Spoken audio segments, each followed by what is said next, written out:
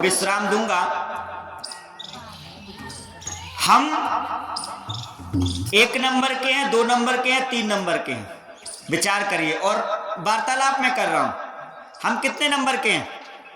3 number के या 2 number के या 1 नंबर के? देखिए, केवल सुनेंगे तब तो काम नहीं चलेगा, कुछ आप भी बोलेंगे। हम कितने नंबर के बताइए ना, जो भी समझ में आ रहा है। 1 नंबर के हैं, बहुत ठीक। आप 1 नंबर के जो वो हाथ उठाओ, जो 1 नंबर के वो हाथ उठाएं। काफी हाथ 1 नंबर में उठ रहे, सभी 1 नंबर से सहमत हैं। अच्छा, 2 नंबर के कितने हैं?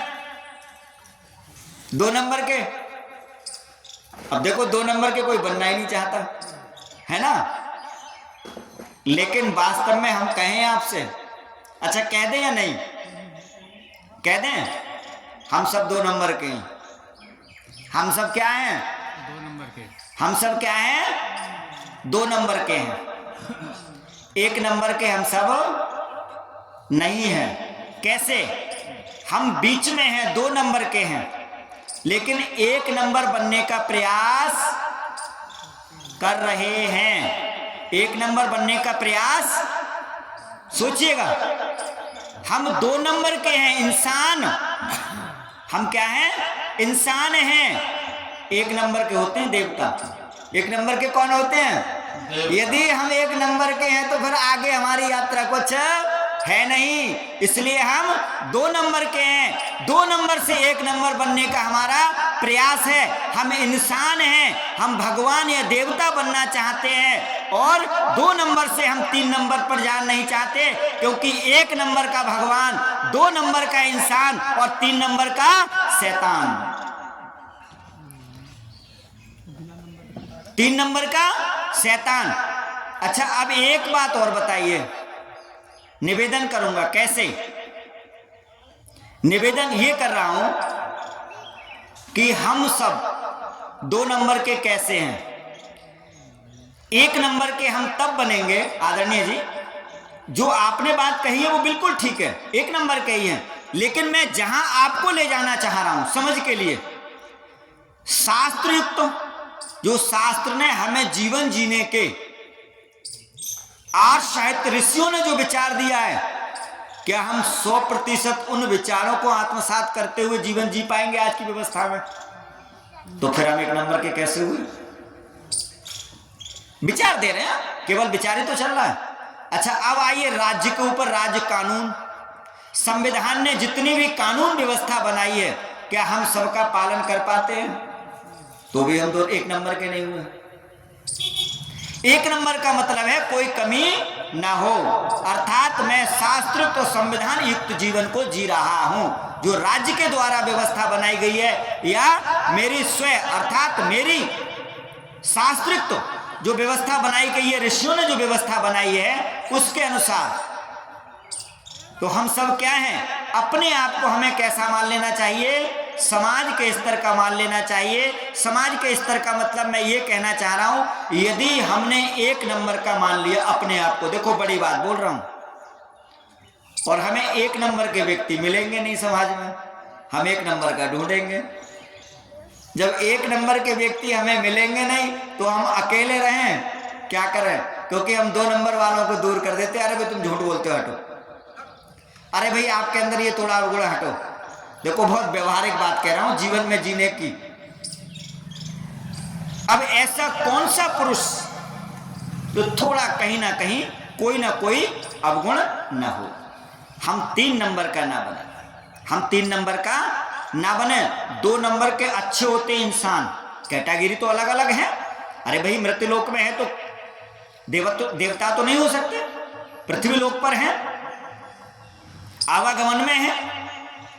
तो कहने का मेरा मतलब यह है कि हम 2 नंबर के हैं, अपने आप को ऐसा मान के चलें। यदि हमने 2 नंबर का अपने आप को मान के चले तो समाज में हमें बहुत सारे लोग 2 नंबर के मिलेंगे, और थोड़ी कैटेगरी आपके ऊपर है, वो जान करके कुछ गलत करते हैं, आप जान करके नहीं करते, भूल में हो जाता है। अर्थात आप चाहते तो ये हैं, आपकी भावना ये है कि मैं 1 नंबर का बनूं, लेकिन वो जान के कर देते हैं। यदि मैंने भी अपने आप को 2 नंबर का मान लिया और वो 2 नंबर के हैं, उनको मैं अपने साथ ले आऊंगा और मेरे साथ से वो आगे की यात्रा कर लेंगे।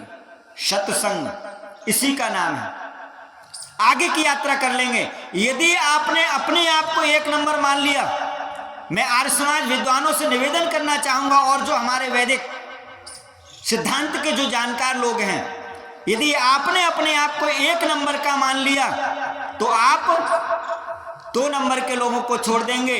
2 नंबर के लोग 1 नंबर के नहीं बनेंगे, वो 3 नंबर के जाके बन जाएंगे और 3 नंबर के बन गए तो कल को वो आपको ही हानि पहुंचाएंगे।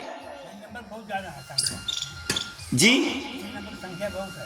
3 नंबर की संख्या बहुत है, बिल्कुल मैं सहमत हूं आपसे, लेकिन 2 नंबर का यदि हमने अपने आप को माना तो हम 2 नंबर का अपने आप को मान करके हम उन 3 नंबर में से या 2 नंबर जो अपने आप को हैं उनमें से अपनी संख्या बढ़ा लेंगे